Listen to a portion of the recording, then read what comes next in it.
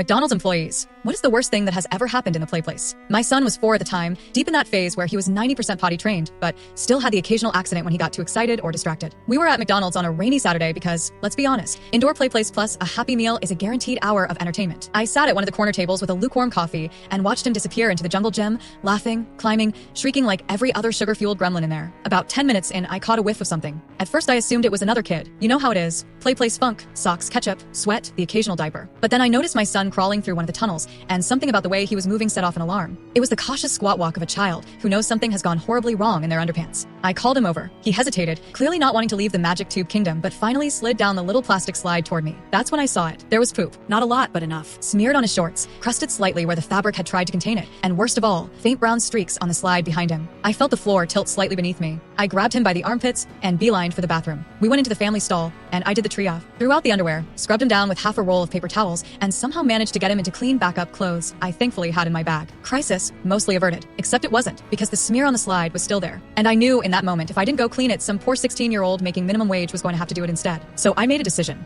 I took a deep breath, told my son to sit tight, and walked back out armed with wet wipes and the kind of grim determination only a parent can muster. I climbed into the PlayPlace. Now, if you've never done this as an adult, it's basically a full-body humiliation obstacle course. Everything is too small. Every plastic tunnel echoes with judgment. But I made it to the slide, crouched awkwardly, and started cleaning. That's when I heard a voice behind me. Hey, ma'am. I turned mid-wipe to see a McDonald's employee standing at the base of the PlayPlace. Teenager, maybe 17, holding a pair of latex gloves and a very unenthusiastic spray bottle. It's okay, I said quickly. I got it all. He had an accident, but I'm cleaning it up. The kid blinked. Oh, thanks. That's actually the first time that's happened. I paused, confused. The first time a kid has pooped on the playground? He snorted. Oh, heck no. That happens about once a week. This is the first time a parent has cleaned it up themselves. We both stared at each other for a second. Me, crouched in a plastic tunnel with a bag of wipes. Him, in his uniform, probably already calculating how much of his shift was left. I mean, he added, we usually just have to shut it down and hose the whole thing. I finished wiping the slide, tied up the mess in a plastic bag, and offered him a weak smile. Guess you get a break today. He laughed. Seriously, thank you. You don't even know. I climbed down, dignity in tatters, and dumped the bag in the outside trash. My son was already halfway through his nuggets by the time I got back to the table, totally unfazed. I sat there,